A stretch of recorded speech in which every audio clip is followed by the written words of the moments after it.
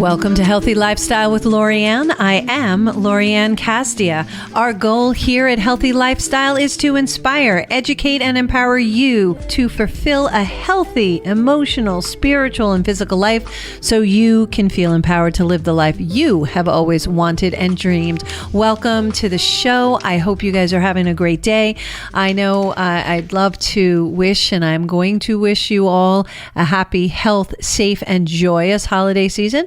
I hope you're going to be spending time with friends and family. That's, to me, what holidays are all about, is spending time with the people we love and care about. So I hope you're spending time doing that and not fretting over whether or not you get the 15th cookie done or if you get all your presents. Don't worry. They don't know what you intended on doing anyway. And really, whatever is done is what's supposed to be done. So really don't put a lot of stress on yourself at this time of year. Just enjoy the beauty of spending time with friends and family. I think that's the most important thing. And especially since we've gone through the last 22 months in a different kind of environment, I think our focus needs to be more centered on spending time with one another because we can. In the meantime, today, I'm so excited to have Janet Wiszowty. Oh my gosh, I'm just going to kill her last name, so I'm going to have her come in and tell me it again. But she's a chief Connecktor and just totally amazing. Her life has been a series of changes from being a wife and a mother to a career as a Royal Canadian Mounted Police, go figure, as an emergency police dispatcher. She's just done a whole lot of stuff. And the biggest change came after her post-traumatic stress diagnosis, where she really had to work to move forward, discover along the way that so many were left on their own once they came to the end of their professional support or medical treatment after experiencing traumatic life events. So she wanted to help others find solutions when they were left to ask the question, now what do I do? And that is definitely what Janet does. And she came then came our world pandemic and a book was born sharing inspirational, transformational stories. And Janet, like myself, work with people who have trauma in their life. And as I've spoken about before on the radio show, is that from great trauma, we have an opportunity for great change and growth. So I look at trauma in a very positive way because we just need to spin our camera lens to camera 2 to look at, okay, what am I supposed to learn here? And how am I going to choose to come out of it? And choosing to be stuck or unstuck, they're all right decisions for you. You just have to make the decision for yourself. But I'd like to welcome to the show, Janet. Janet, welcome to the show. Thanks, Lori. Happy to be here. And it is Wiszowaty. Wiszowaty. And you and I talked about that before we came on, and I just looked down and went, I got nothing. So Wiszowaty is your Janet Wiszowty. Yeah, totally amazing. I love that you were a Royal Canadian Mounted Police. To me, that's amazing. I just have flashbacks to a whole lot of movies that I used to watch as a young child. Well, I didn't wear the uniform. I wore a headset, but I married the one that has the uniform. They're kind of handsome in their dress uniforms. Yeah, well, I think anybody in a uniform is pretty handsome. So, be it a man or a woman, I think that there's a good look there. So it's like a man in a suit for me. That works. That definitely works. Yeah. But tux, What'd you say? Especially at tux. Oh, yeah, without a doubt, right? Yeah. So you, I would love you to just, first, I'm amazed. You were a high school dropout and now you're an author. How does that happen? You know what? It happens by somebody believing in you when you couldn't even believe in yourself. Yes, ma'am. I met this amazing woman. I fell into a job that this woman was working in. She had a master's degree in education. She said, go back to school. And I'm in my 30s. I have 2 young children. And she said, go back to school. I says, no, I'm not smart enough. And she says, oh, yeah, you are. You go back to school. And I have to tell you, because my husband kept moving with his job, I've been accepted into 6 universities and colleges and never graduated from one. So I am working on another one, and I've got a study partner, and hopefully by the end of 2022, I will finally finish my BA. That is, congratulations. That's amazing. It doesn't matter how long it takes, and you stayed in it. You stayed in the game to get that degree. That is totally amazing. Congratulations. I'm very proud of you.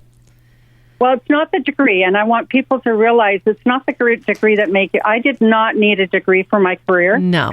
And to this day, like I'm 68 years old, I'm doing it for me. I'm not doing it for any career. I had a great career, but I did take other things, alternate things. I studied with Jack Canfield and Marcia Weeder. You know, there's always been study in my life. Well, so, yeah, but we learn through life too. You're a big observer, you know, so whether you have a college education or not, there comes a point where life vexes. There's a vexing point where life vexes any kind of education, formal education that you've received, because you now have life experience, and you through actual doing, you have had that learning curve, and you continue to do that while you get educated formally. You're also having life experience as well. I mean, it's not an easy thing to be a dispatcher in any way, shape, or form. It's actually quite high pressure to be a dispatcher. And whether you wore a uniform or not, you were still serving, you were still helping other people. And that's what we're here to do, is to serve one another and to really go on our journey to find out what we're doing here, what we're supposed to learn, what we're supposed to do. And that's exactly what you're doing. Jack Canfield, you know how I feel about him. What he does with the success principles, he's totally genius. And I like how he combines a lot of other people's principles and puts them together in a format that is digestible and teachable, because we both teach that to other people. I know you've done that, but I really love the fact that one person, and I've said this a lot, can change the trajectory of another person's life from a comment. She told you to go back to school. She didn't have to say that. And she told you to go back to school. She encouraged you to go back to school, even when you didn't know why maybe you were going back, but you did. You took the steps to do it. So you took massive imperfect actions to take the step because one person believed in you. And that's so true. And from there, other people did, right? It's just a step. And it was a long time after. It was 1981 that I met her. And I wrote my first article chapter in a book in 2011. And I made sure when that book came out that I found her again, because we had transferred across the country.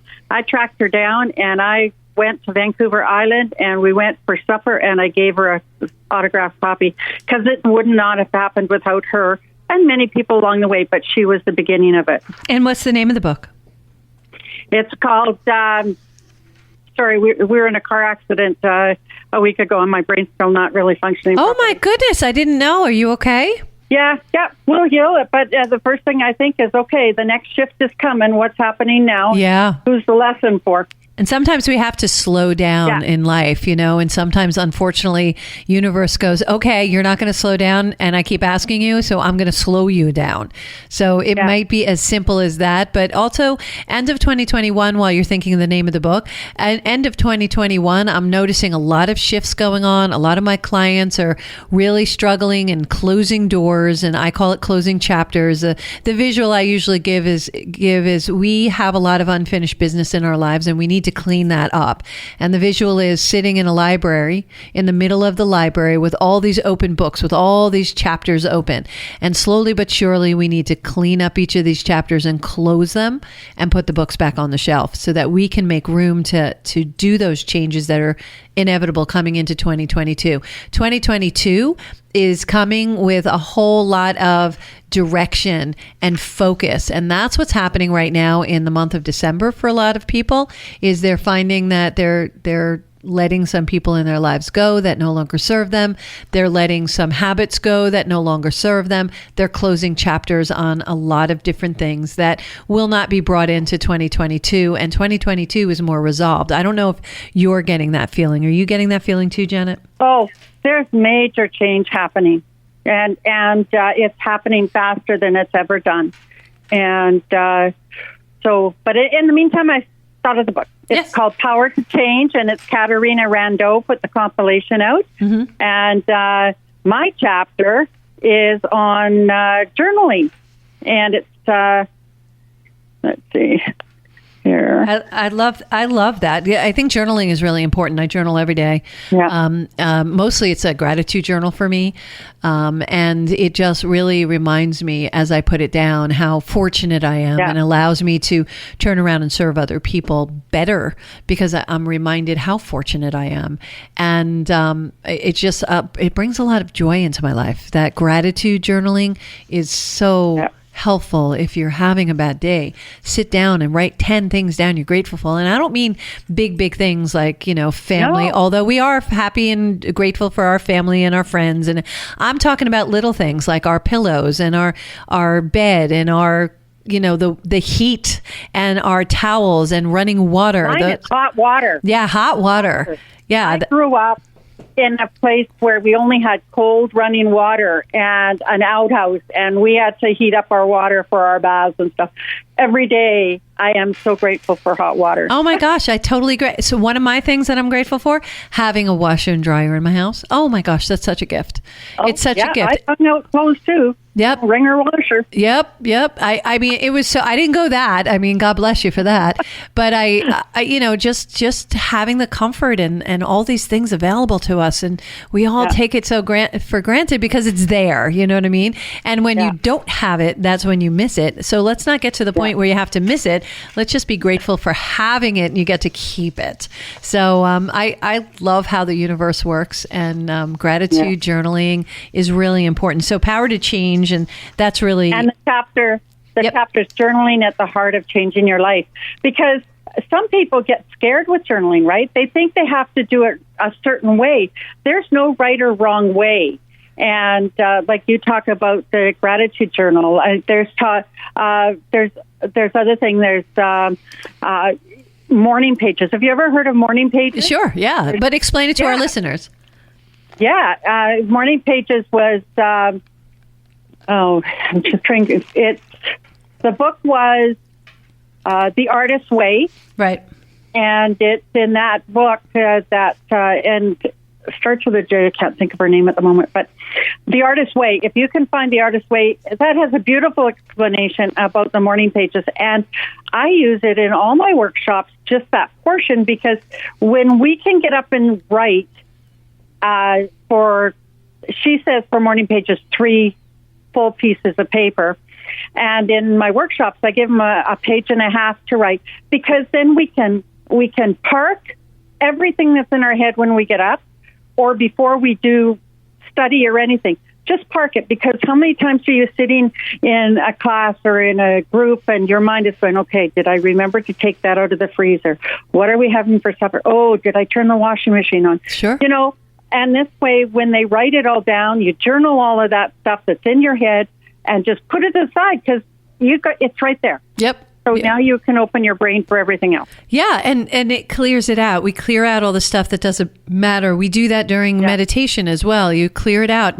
And people go, well, that's an important thing. I have to remember it. And I tell them, I assure you, if it's that important, it will come back. So you ever have something that flies in your head and you're like, oh, I got to do that. And then it flies out and you go, oh my gosh, what was that? That is part of the things of, it's really not that important. So don't be getting so emotional about it. And if it is, it will come back. All the important stuff always comes back. All the important people do. All the important opportunities do. They wave their hands at you, and they make sure that you realize and recognize they're there. All you have to do is open your eyes and grasp it. So the morning pages is a great thing. Journaling is great. Julia Cameron. What? Julia Cameron. Yes. Yes. Thank you for finding that. But journaling is part of, and we do the Power Hour, of course.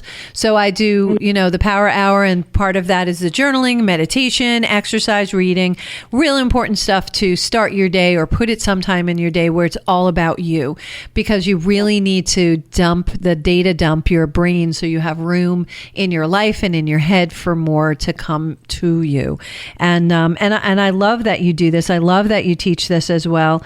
When we're doing our workshops, I know that there are certain things you walk through your students with, and it's really important. One of the things I know that we have in common that we work with our clients on is taking skills and transferring them. So transference of skills is a real important element when we're working with our clients, because so many times they're coming from one area in their life and they're like, well, I'm a this and that doesn't work over there. All of our tools that we get through our life help us day to day in exactly where we are today. So every experience I've had in my life helps me to be better at what I do right now. Don't you agree? That, and the fact that you have a skill, like when I left the force, and you think, okay, I can dispatch, I can deal with any emergency, I can do all that, but can I write? Can I do this? And that's why it's so important to see somebody who sees you differently, because somebody will say, well, you know how to deal with something, so you know how to organize what's going on, so you know how to do this and you know how to do that. But that's not the way we see ourselves, right? Right. So we develop some skills that we don't even realize we have. Right. Right. And we don't know how to transfer it to use the same skill a different way. So there's not one way to shovel a driveway, in snow. There's a lot of different ways. You can crisscross, you can go straight up and down. You could just do a little bit of it at a time and just keep inching up as you do it. It's like eating a cookie. Some people separate the Oreos and some people eat it full. Some people dunk it. Some people just eat the cookie part and they get rid of the cream part. It doesn't matter. There's no right or wrong way. It's just a way. So you do the same thing with your skills. You can take one skill, transfer it into a different profession, and still have it very useful skill that actually benefits the new profession. And that's where your little expertise comes in. And I don't mean little in a bad way. I mean, like, that's one of your superpowers. And I'm amazed you have overcome health issues and injuries and had turning points. But when we, and I don't want to dive too deep right now because I want to do this in the second half, but you are always seeing things as the glass half full. How did you get there, in a minute or two? How did you get to that point where you do see it that way? Or have you always been like this, Janet? Do you know what? I don't know whether I have. I think maybe one part of me did. And then I got married and had my kids, and I got into that trap of blaming and complaining and stuff. And it really was that shift when I fell into that job with the Royal Canadian Mounted Police. And literally, it wasn't a place that I had expected I'd end up. And but it surrounded me with different people then, right? Jack says surround yourself with the 5 people you want to be like, right? Yeah. And so then things started to change. Then I met other people like that. But I think it was really work with Jack about the seeing the half full. Like I said, we had this incident here. Our car was hit and went 180 degrees and landed up against the fence. And I'm thinking, did we break the fence? Oh. What's the bigger picture here? Yeah. Is there a major shift coming? And I think that when we get in the practice of that, when we start looking on the other side, believe me, before I went through my work with the psychologist after my diagnosis, that's not where I was.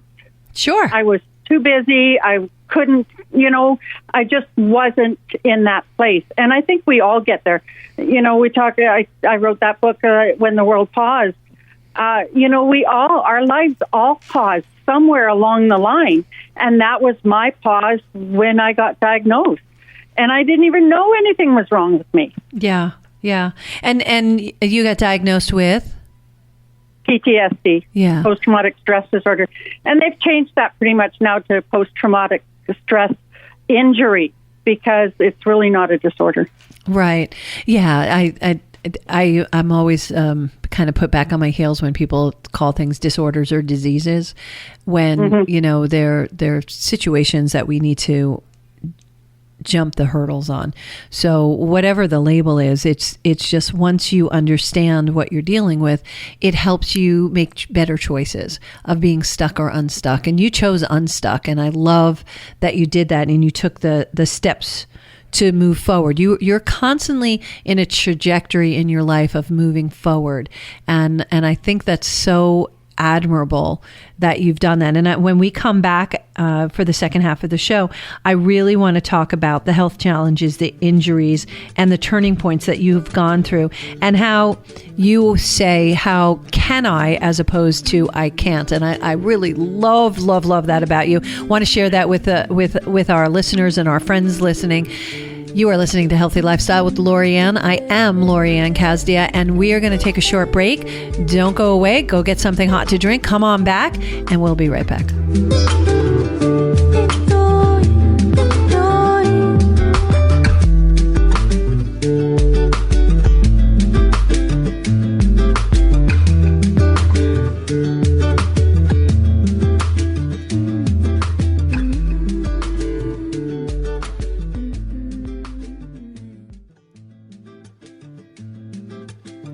Welcome back to Healthy Lifestyle with Lori Anne. I am Lori Anne Casdia.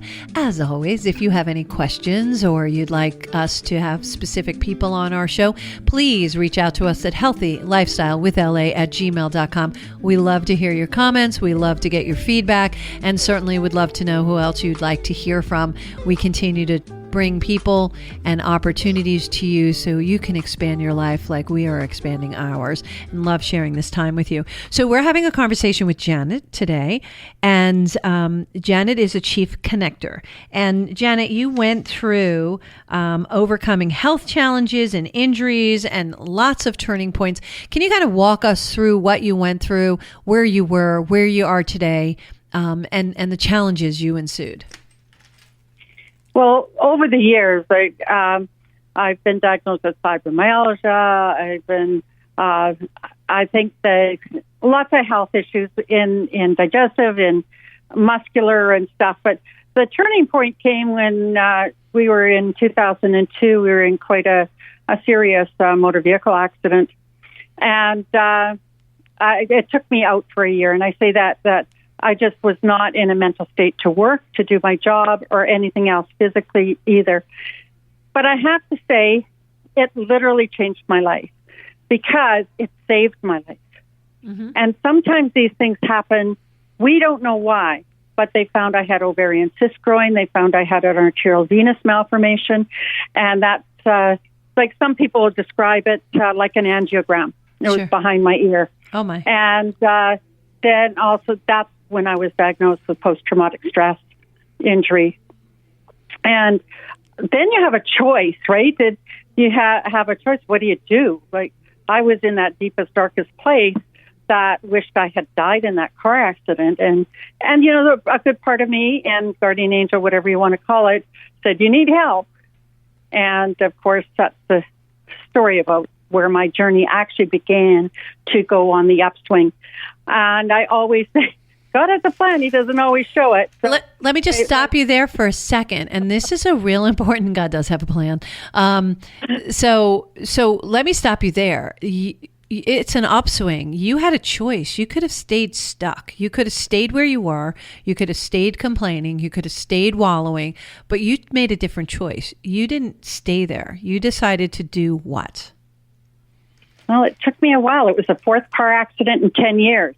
And I always say the first three were taps, and that last one was a 2x4, because obviously I wasn't shifting my life the way I was supposed to shift it. Yeah. But it's awareness. Like, people need to become aware. I was not aware that something was wrong with me. Right. I was busy with my life. I was helping raise grandchildren. I was working 12-hour shifts.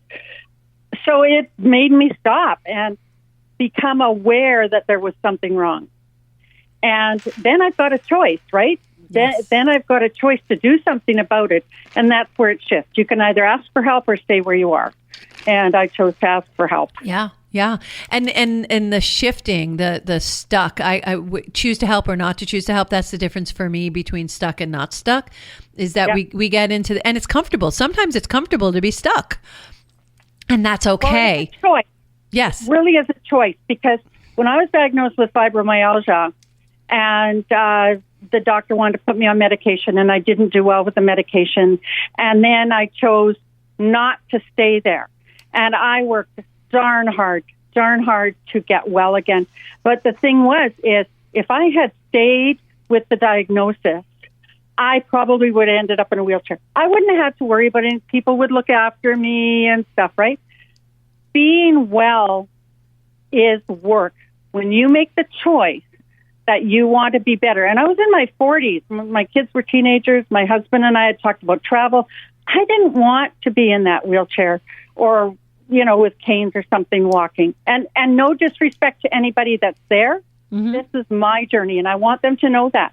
This was my journey, and this was my choice, and how I made that choice. And so by the time the fourth car accident happened, it was like, that's what mentally took me out, because I was, oh my God, I've got to do this all over again. I got to work hard at the physiotherapy, get all of that stuff to be well again and stuff. But it is truly a choice. And no matter what choice you make, it's your choice. Yeah. Yeah. It's amazing. 4 accidents, and you just had one 2 weeks ago. And I'm wondering if there's some kind of a pattern there where universe this is how they connect with you. This is how they wake you up, because there's something there you're supposed to learn, and something there you're supposed to take away. I have no doubt. And that's why I say I don't know whether this was my journey. The other one was in 2002. So, things have been going on. I get taps once in a while. I had a pulmonary embolism 2 years after the accident and survived it. Yep. And not many do. So it's little like keep on the journey. And but I really think that there's another shift happening. And Since June, I saw a big shift in June. There was a real big shift in the universe. And since then, it's been rapid fire movement. Yeah. It's just like expediting it. It's just like no more waiting 2 years, 3 years. It's like day by day. I'm watching people, myself included, having shifts to get us right into the right place. And it's at, exponential speed. And just listening to your positivity. And I love, like, when did you learn to say, how can I versus I can? And I know that's a Jack Canfieldism, that I can't I don't even resonate with the word I can't. And I don't choose to surround myself with people who are negative. That just, it hurts too much physically. It actually physically hurts me to be around negative people. It just doesn't. That happened a long time ago. My husband was 43 years old and had a heart attack. Oh, my. And 2 teenagers, we had just transferred from Vancouver to Toronto. We'd only been there 4 months when he had his heart attack. Right. And we had an opportunity to go to Germany to visit with friends that had kids the same age. We had a place to stay and everything. And that was in 1977. We had, or 79, we had a chance to go to Germany. And we kept saying, we can't afford. So in 1990, after my husband had his heart attack, I said, no more, I can't afford. He could have been gone. We wouldn't have done all of these, done our life together. So that's when I started saying, okay, how can we do this? And how can we make this stuff happen? And when you do that, like we had a friend I hadn't talked for years call me up just out of the blue, and we chit-chatted, and they had a place down in Mexico they went to twice a year, and they were on Vancouver Island, and she phones back, and he says, why don't you come down and stay with us? It's going to cost you just the maid fee, like it's $17 or $18 a day. And we did that for 6 years with them. We saved during the year just for our flight and spending money and for what we had to pay for the so doors open when you say, how can I? Yeah. Doors open when you say, how can I? I love that. Yeah. And being awake, you say awareness. I'm saying awake meaning you're looking up.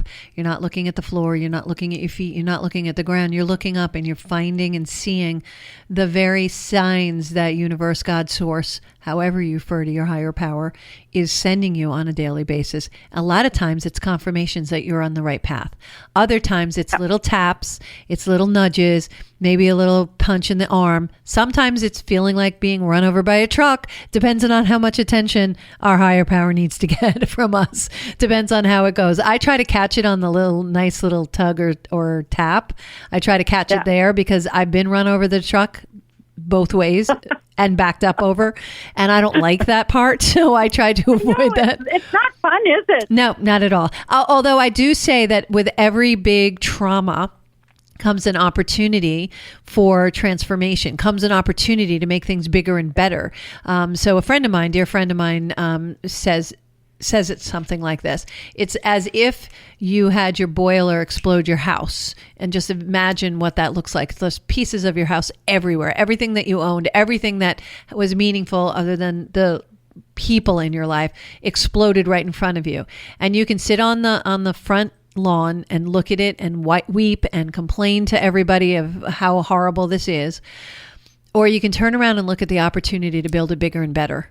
My choice is building bigger and better. My choice is always building it bigger and better, because for me, staying stuck on the lawn doesn't work. I've tried it. Didn't work. What didn't feel good, didn't get any steps forward. I make it bigger and better. So, that's the explosion, or that big trauma gives you that opportunity. You just need to put the right camera lens on it. I always, talk about two camera lenses. We have one camera lens that looks at everything from a more negative element, and the other camera lens is more positive. And we got to find the lesson there. That's that positive camera lens. It's also our observer. That positive camera lens is our observer, not our emotions. If we can put the emotion aside and look at it as the how can I is that curiosity. Yeah. So much more happens with curiosity. Yeah. So now when you go to build your house, you're going to do a little more, you're more curious about what can I put on it that might be healthier? Right. What can I do? The curiosity is there. And so with each step, there's the curiosity is a go-to rather than saying I can't. Right. Yeah. Let me look at this. That's like putting a door stop in a revolving door. It's not going to move. It's not going to move with the I can't. Nope. It's going to move. I like that.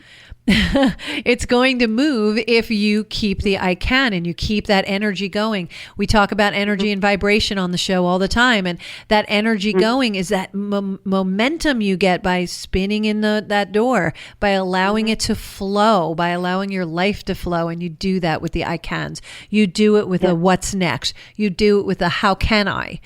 Those are all terminology, all energy that allows us to keep moving forward and seeing the answers, because the answers are there. They're always there. They are there. We have a knowing, and that's what's good when you work with a coach. That if you've got a really good coach, they're going to get you to that point just by asking you questions, because we can see what might work for you and give you options you might not have seen, but it's actually you have a knowing inside you. You just might not have not buried it. Unburied it, dug it up yet. Yeah. Sometimes we haven't tapped into that knowing, or we don't trust it. We got to trust that knowing. We have to trust the intuition. Yeah. And I say this a lot to my clients, is all of our success codes are already wired into us when we were born. We come into this world with all of our success codes inside of us. And so much of our life, we're taught to look outside of us for validation. And all we have to do is look inside, because we know what we need to do. That's the knowing you're talking about. We know what we need to accomplish. We know what we need, what's right and wrong. We know this stuff. We just have to rely on it and believe in it and trust. And that's the hardest part, is the trust element, right? Yeah. Definitely. That moving forward of, journaling. And one of the things that I love that, again, we're in sync with is you say life is a team sport, and when we all work together, miracles happen. So agree with that. When we do work together, like you and I and other people, that sharing of the knowledge is so powerful. And one of the things I say is the collective mind is always more powerful and stronger than the singular mind. So, having a mentor, having a coach like yourself, because aren't you your now what coach? That's your name. The now what coach. When you get to that stage, we have great professionals that can help you with the trauma part. Right. But it's after my psychologist said, you know what? You've come far enough. You don't need to work with me anymore. There was nothing after that or any place anybody could send me that could help me move forward, to keep moving forward. Because like anything else, you take something out. If you take half the water out of a glass of water, there's a void. somebody wants to fill it up. Sure. Now, do you fill it up with something new, or do you go back to bring in what was there that you're familiar with? And so that's when I started my journey I did personal best seminars. I did this, and eventually I found Jack and some other ones. But it was almost like I went back to university. I was doing full-time courses. I was working full-time, and it was like I was driven because I was alive to just keep moving forward. And there is an easier way. Believe me, there's an easier way. And I would like to help people just do the easier way. And sometimes we're not meant to do it the easier way. Sometimes we choose to take the longer route. You know, I look at it as like the Waze app, if you're familiar with the Waze app, kind of like Google Maps. But so they always give you 3 options. Sometimes it's the fastest route, which is the most direct route. That's the one that you and I try to coach our clients into taking. And sometimes it's the real long route. And sometimes our clients decide they want to take that long route. We'll go on the journey with you, but we're sitting there with a knowing that you could have done this shorter. That's similar to, I didn't have to get run over by that truck and backed up over. But I decided to take the long route. So I set myself up for the opportunity to get, hit by that truck, so to speak. Theoretically, I wasn't really hit by a truck. I have somebody sending me a text saying, "Were you hit by a truck? When did that happen?" No, it was. I'm theoretically. That's just an expression, an illustration of what it felt like is really getting stopped really hard and getting information really quickly sent to you and not in a comfortable manner at all. But then again, like that exploding house, I had an option to build it bigger and better, and that's what I did. So, but if we can give people direction, that's fine. Sometimes we have to learn on our own. The difference is when you have a coach. Yep. Right? They help you to learn that on your own. The other thing is I as much as I maybe would have liked my journey better, I would not have met the people on the journey I met. And even this latest incident that we had, I went to the hospital. Now, they found something that's abnormal. It would not have shown up for a long time. It's nothing probably serious, but now it's something I can look at, right? That wouldn't have happened. Yes. The other thing is we had to get another vehicle. Another friend that lives in the area said, "Hey, go see this guy. He's great." We walked in the door. He says, "What do you want?" Les says, "I want a vehicle." A little old lady drove to church every Sunday, low mileage, great shape. The guy says, "Right there's your vehicle." We were not in his chair for 15 minutes when we had our vehicle. But he's an amazing guy, and now he wants us to host it for him. So hey, that's how easy life can be. That's how joyous it's supposed to be. If we go with the flow and we follow the directions and we look at something that some people could really turn into a stuck moment, you turned it around and went, okay, let me keep flowing. And you kept moving in a positive direction. You kept vibrating at a high level. You kept looking at where your opportunities were just to have a really joyous life. And I love that about that. I so admire you, Janet. You're coaching your clients through situations like this from experience. I am so grateful for all of the experience, positive and negative, mostly negative. I'm really, really grateful for those because I had my largest learning curves on the negative. Not that I enjoyed the negative part, but I really found that contrast told me what I did want. Without contrast, I don't know what I want. With contrast, I know exactly what I want. I'm clear. Choice, right? Yes. So clear on my choices because I understand the contrast, those negative opportunities. So I'm so grateful for the people that came in and maybe made my life a little uncomfortable. And I'm grateful for them and send such love out to them for just having me be able to learn those lessons and move on to be where I am now to help the people. And like you said, meet the people who are in our lives right now. Yeah. Final thoughts for our listeners. Anything you'd like to really share with them? You know what? They just go with the flow. Look at opportunities. You know what? They're there. They're there. If there's somebody that doesn't make you feel good, get rid of them. And you know what? They do fall away. Once you shift your life, they fall away. And just do some joy, read good books, surround yourself. Like I have a ton of books and then I write one. And you know what? There's a great, great book that I've got on my YouTube. I read it. And I use it in my workshops. It's called The Little Soul in the Sun, and it's by Neil Donald Welsh.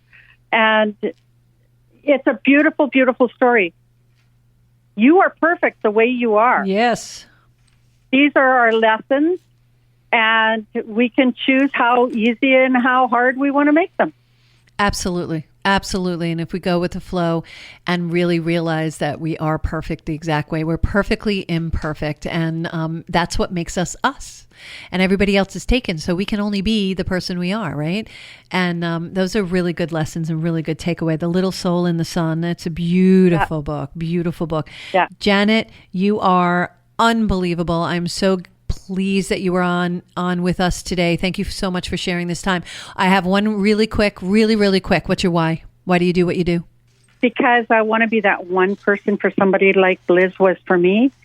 It made a huge difference. And God sends only people that we need in our life or the lessons we learn. Yes. And my why is because I want to be the legacy for my kids and my grandkids and those who know me. Oh, so beautiful. Janet, thank you again for joining us today on Healthy Lifestyle with Lori Anne. You guys, thank you so much. From our family here at Healthy Lifestyle with Lori Anne to your family. Have a safe, happy, healthy, and joyous holiday season. Really, really be safe. I'll talk to you after the Christmas break, and then we will be back in full force. But thank you again for joining us today on Healthy Lifestyle with Lori Anne. I am Lori Anne Casdia. Until next time, play a higher role, serve a higher purpose, show up for you, and what? That's right, show up big.